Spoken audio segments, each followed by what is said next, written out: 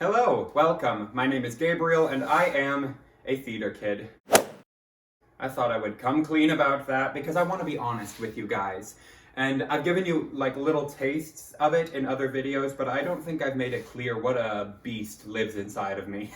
So, this love of theater combined with my love of books and retail therapy has led to quite the collection of plays, musical scores, and other theater-adjacent books. I just want to sit down and talk about theater. I'll run you through my favorite plays that I haven't read yet, shows I've done, shows I want to do, and more.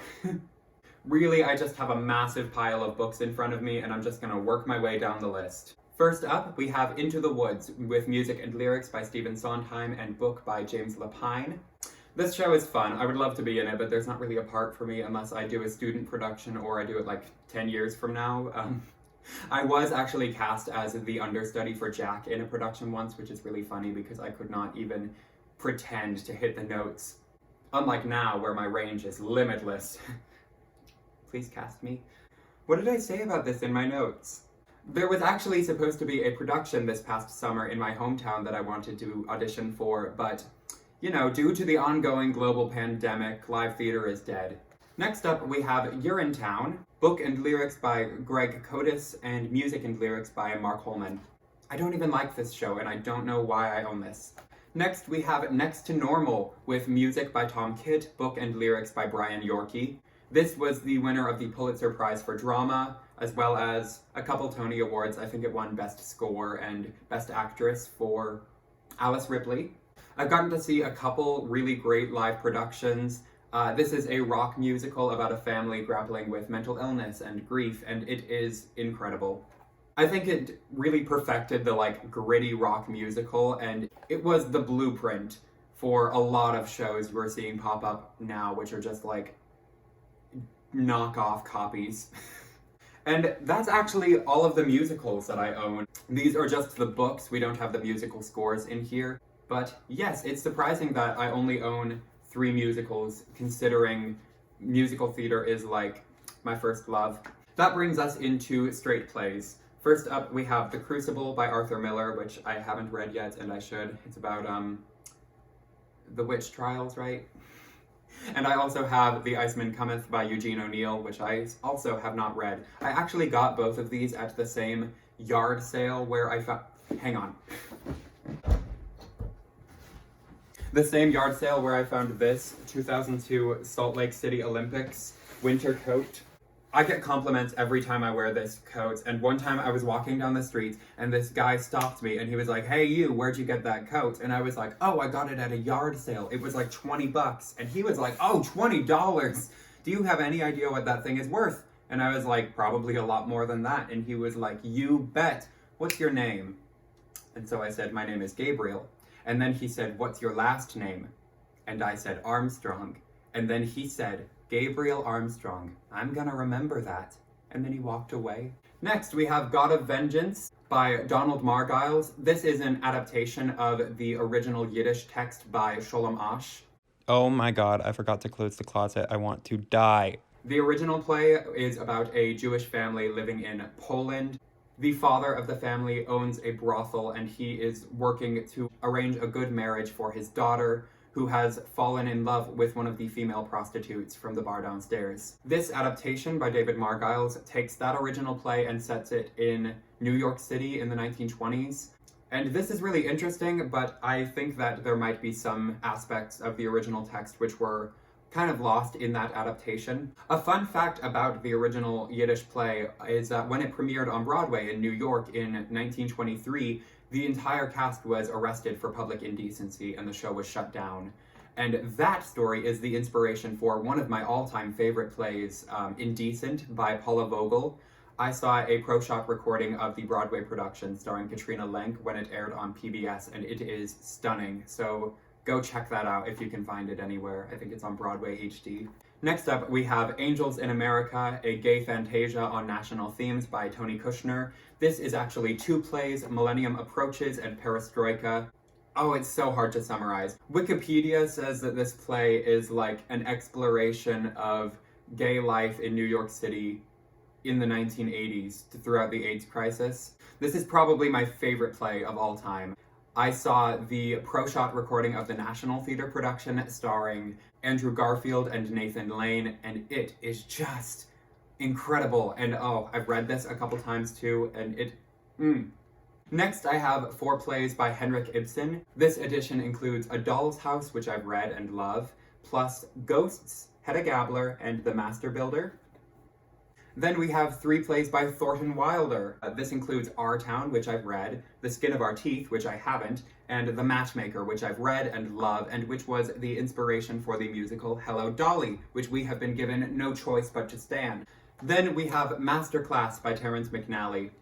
This play is about the masterclasses that Maria Callas taught at Juilliard towards the end of her career, and it is a fascinating look at her life and her career, but it also says so much just about the nature of performing and about humanity's need for good art and good artists. And when I heard about Terrence McNally passing away earlier this year, this is the text that I came back to. I also have these 15 short plays by Terrence McNally. This is just a really fun bind-up of some really crazy short plays he wrote. My favorite in here is called Witness. Next, I have a Texas Trilogy by Preston Jones. This is just 3 plays about a town in Texas, which I haven't read. Then I have 3 plays by Tina Howe. This includes Museum, The Art of Dining, and Painting Churches. I've read Museum, and it's really fun, and then I've read like half of The Art of Dining, but I don't remember it, so I'm gonna have to check these out someday. That brings me to the Kilroy list. This is 97 monologues and scenes by female and trans playwrights. So the Kilroys list is a yearly list of the best new plays by women, people of color, and LGBT playwrights.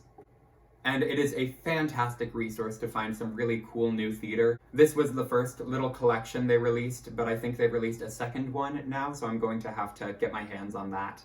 And then we have 5 plays by Oscar Wilde. This collection includes The Importance of Being Earnest, Lady Windermere's Fan, A Woman of No Importance, An Ideal Husband, and Sholom.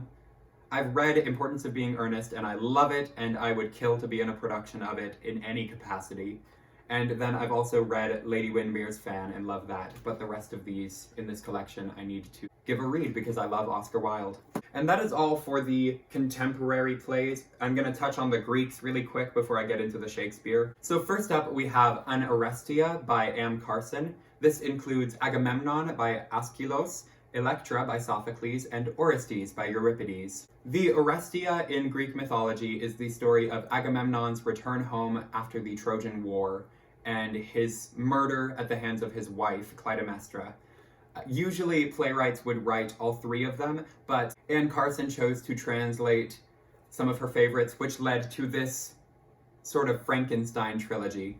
I picked this up because there's a quote from Orestes, which was everywhere online like a year ago, and I really wanted to see what the source material was. And I loved this. I was really interested in the concept of taking an ancient text and translating it into really modern English to make it really accessible for everyone. Because I don't know, I've always assumed that a translator would want to turn something into this heightened Shakespearean English. Shakespeare's English is no closer to ancient Greek than our modern English, so you might as well do whatever. These were really fun, and they really jump-started my current Greek deep dive. So this is why I'm like this now. That brings us to 6 plays by Seneca, translated by Emily Wilson. So you guys know that I love and just am obsessed with Emily Wilson's translation of the Odyssey. So immediately after I read that, I wanted to check out all the other stuff that she's translated, and so I got these plays by Seneca. But the thing is, her translation of the Odyssey is super exciting and accessible and fun, because Homer is exciting and accessible and fun. Seneca is not, and so these plays are really dense and difficult to get to. I've read Medea so far, but I still have the other 5 to work my way through. It's gonna be a journey. And that brings us to the man himself, Billy Shakes. So first up, I have this ancient bind-up of his complete works. I found this at a yard sale for $2, and when I open the front, we see that this was given as a Christmas gift to somebody named Christina in 1888, which is so awesome. Obviously, I can't really sit down and read any of these because it is just falling apart, but it's nice to have. Then I have another cool yard sale find. This is a bind-up of Henry V, As You Like It, Much Ado About Nothing, and Hamlet. This one was presented as a gift to Berthound High School, as a gift from the class of 1913.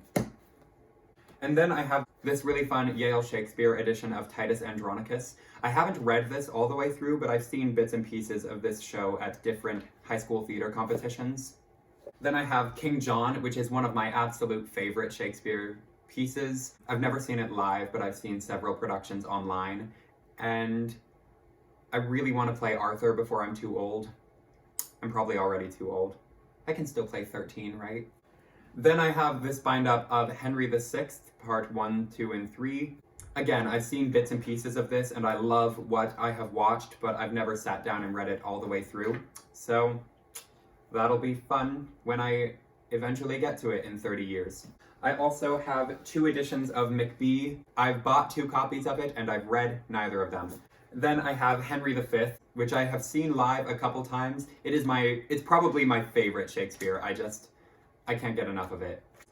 And then last but not least, well, maybe least, I haven't read it, we have The Merchant of Venice. This is just a fun copy. I'll get to it someday. And that is it for my plays. So now I have some play and musical adjacent books that I want to show you guys.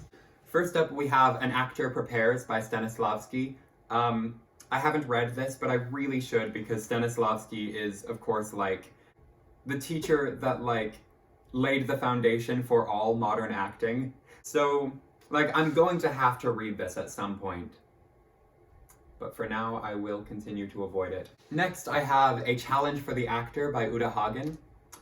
I have read this one. I think that it is brilliant, but I need to go back and take notes on it because I don't remember all of the specifics, which, what's the point of reading a textbook if you don't retain any of the valuable information? So we'll give this a revisit when theater is back and I have to act again.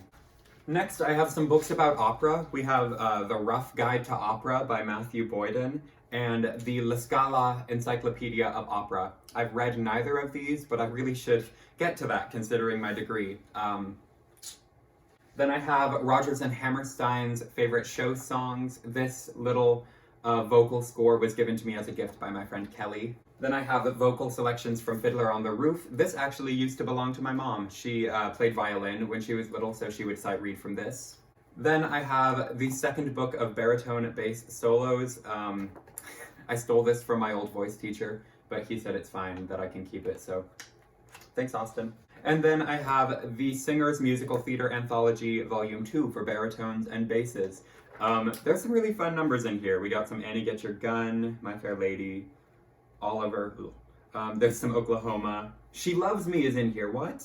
Anyways, I use this a lot. And that is almost it, but I have a little book haul to show you guys. So I am on a book buying ban for the month, but I'm not doing great at it because the other day my friend texted me and was like, hey, do you want to go to the bookstore? And am I supposed to say no to that?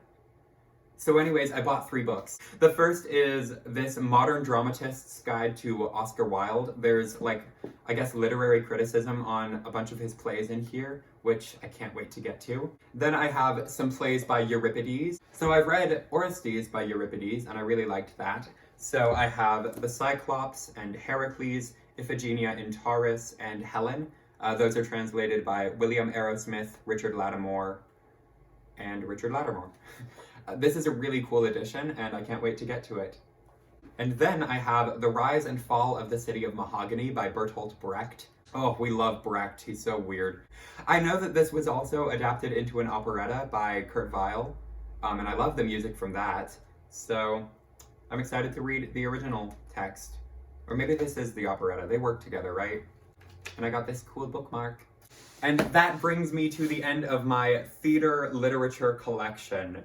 Thank you guys for watching and indulging while I talk about theater, because we are now officially 6 or 7 months without any live theater, or at least for me. I know that some people are out here doing community theater in a pandemic, which is, you do you. Make sure to like and subscribe and comment down below if you have seen or read any of these plays, and comment recommendations or just anything that you would like to say. Just pop in and say hi.